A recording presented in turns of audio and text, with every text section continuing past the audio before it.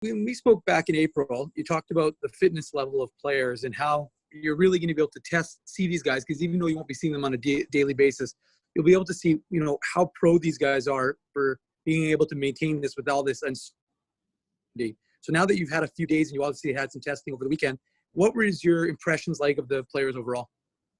Pretty good. The only difference is some of our guys haven't skated since December, but it's been pretty impressive. When I think about the people I was referring to were guys that were coming to the Jets camp, and whenever that would start, and guys like Logan Stanley really stood out to me. There was a change in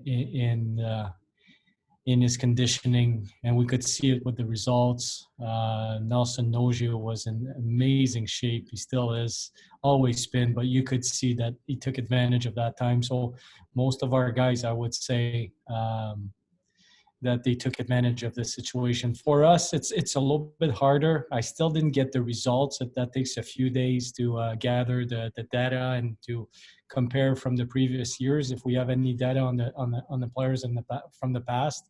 But the eye test on the ice is pretty good. They're pushing hard. We skated them hard yesterday. Was even though just 10 skaters, 2 goalies, we took. We pushed them hard, and today again, and they responded well. They were able to last from start till the end. So far, it's been pretty good. Next, we'll go to Mike Sawatsky. Go ahead, Mike. Pascal, what does your eye test tell you about Declan Chisholm? What do you see there? What are you expecting? Well, we saw him with the Jets, and we could see he's a year older, and it makes a difference. Sometimes just 1 year, you can tell he goes from a junior player to a guy that is closer to play at the pro level. And I really think so far he's been taking a step, but not so much. Like, we know he's got skills and he can move the puck, and he's got quick feet, very agile, changing of directions on the ice, being able to elude four checkers when he first touches the puck. So we know all of that, but now his stick is a little bit better. He's a little bit stronger. He's able to contain players one-on-one. So it's I see a guy that took the summer really seriously to train, and we can see it on the ice. And he's asking good questions. He wants to learn the systems now. He's trying to execute what we talked about. So it's very positive. I am really impressed with Chisholm's camp so far. Next, we'll go to Jacob Stoller. Go ahead, Jacob. Hey, Pascal. I asked you about Cole Perfetti yesterday and just the situation with him here on somewhat of a temporary basis. And I did some digging in. You know, last year, he gets 62 primary points at even strength out of 111. And that marker was, above and beyond the highest of any OHL draft eligible player. But also, his 1.01 even strength primary points per game is the fourth highest in the last decade. He's above names like Tyler Seguin, Andrei Svechnikov. What do you say to the notion that perhaps, in a perfect world, Perfetti would be here anyways, as there may not be much more for him to do at junior level? I'd be careful there. I think for him, yes, the numbers are great, but being able to play on a top line and play heavy minutes and be relied upon and carrying that pressure of being the guy, that's an experience that can build confidence for a very long time. So above and beyond the points, the reason why I'm saying we need to be careful, it's because of the physical strength of the players in the two leagues are completely different. Here we have men, and in junior they're strong young men, but they're still not there yet. So there's a difference there, and the numbers at the junior level are a great indication of what he can do on the ice. He's again, today we could see he can make plays. He sees plays. He's able to protect the puck, even though he's small. He's a smaller guy. So there's parts of his games are really, really good. but it's going to take a little bit of time to build his strength and become as strong as he can be. Having said that, we can see the potential. So I truly believe that not burning any steps. If for some reason the OHL plays and he can go back, and that's what we want, and we feel that's the best way to go, I wouldn't be opposed to that. And if he's here, we'll find him some ice time to make sure he's put in a situation to succeed, but not at any cost to lose his confidence. So that's something we'll have to adjust on a daily basis. But we're very excited about his potential. I spoke to him today, just as an example. I spoke to him about just one thing that he did in the neutral zone, working on zone entries, and the very next time he did it right. So you don't need to talk to him very often. He gets it. He gets the game, and he's going to be really good. Next, we'll go to Austin Siragusa. Go ahead, Austin.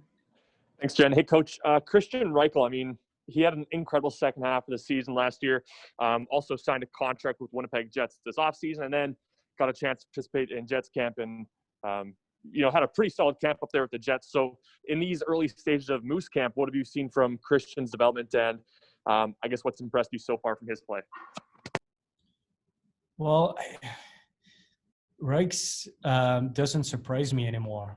We know him. He goes all out every time, every shift, every game, every practices, every drills, everything that he does, it's 100%, and there's no stopping. It's just, that's the way he's built, that's the way he's wired, and that's why he's going to play pro hockey for a long time. I still don't know his ceiling, because he gets better every year. He's so mature as a person, as a hockey player. He understands what needs to be done. So I'm always impressed with Christian. Every year he gets a little bit better. He gets a little bit stronger. So, and this year I was expecting. I guess my expectations are pretty high for him because I've seen him in the past. So he had a good camp. He was given a chance to play and practice and go against the big boys, and he did very well. And not only that, I knew about him, and I can speak to Paul and the coaching staff about Reichs, but for them to see him on the ice with them and competing against the Wheelers and the Scheifele's and all of those guys, and being able to hold his own, they saw it now. It's just not my word. So Reichs is doing all the right things, and for that reason, he's not only going to be a good player, but he's also a good leader for us. We'll go next to Mike Sawatsky. Go ahead, Mike. Pascal, just to follow up on Chisholm and some of the other young D, how concerned are you about the time between games, especially for these young guys, and how do you help them adapt to the AHL sort of quickly? Is that possible? What do you mean in between games? Well, they haven't played games probably 8-9 months, I would think, in most cases. How much of a problem is that, is what I'm wondering. Well, it would be a bigger problem if nobody, and some players or some teams that played, but we're all facing the same problems. Nobody has played, so there's going to be young teams on other teams as well, young players on other teams as well. So I'm not too concerned about it, and frankly, I think having 10, 12 players on the ice right now is helping the Chisholms and those guys, the young players, because we can almost private coach those guys. It's private teaching to a certain degree. So we work on components of the games, and we try to put them in positions or situations of that would look like games. Obviously, it's not games, but I'm not too concerned about that. Mistakes will be done. It's a games of mistakes, and there's some development that needs to be done. And you can only develop those things in the games. But as far as understanding what needs to be achieved and the development curve, I'm not too concerned about it. Thanks. We'll go next to Jacob Stoller. Go ahead, Jacob. Hey, Pascal, just one more thing about Cole here. In the past, obviously, you've always preached versatility, whether it's Jack Ralzovic or, other guys that are maybe brought up as a center, you want them to be able to play wing or vice versa. Just with Cole in particular, how exactly do you, if you've given thought at all, plan on kind of developing both sides of his game? And further to that, do you think it's important to develop one really strongly first, say wing or center, or do you think it's important to learn how to play each at the pro level simultaneously?